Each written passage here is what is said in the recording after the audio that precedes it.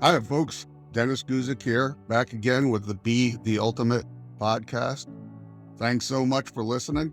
Today, I'm going to discuss cover letters. We're going to talk a little bit about what they are, why they're important, what should be in them, and give you a few tips.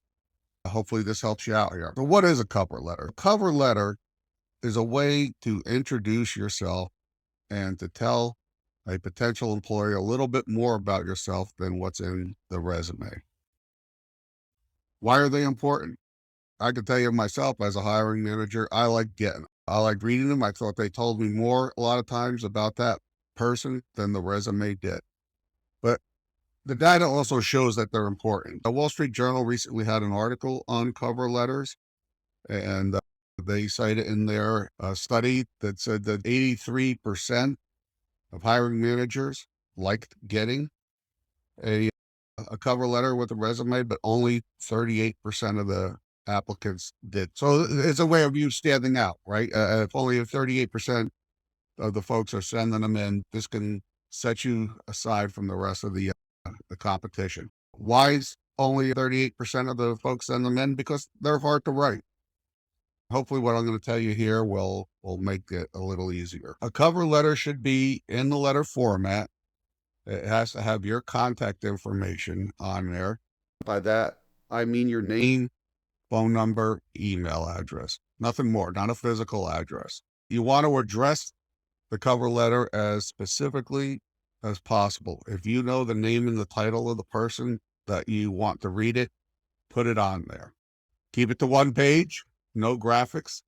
And this is key. Make it specific to the job you're applying for.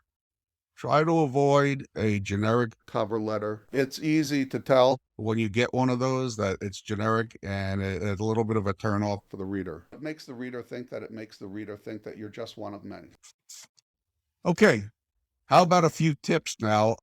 What should be inside the cover letter? You want to introduce yourself. You want to be dynamic. You want to be enthusiastic. You want to show that you are qualified for the position and really want to fill it. After you've done the research on the company that you're applying to, you want to show them that you would want to be part of that team. And then finally, you want to thank them for their time reading the cover letter and the resume. Let them know that you look forward to hearing from them, and you'll be back in contact with them.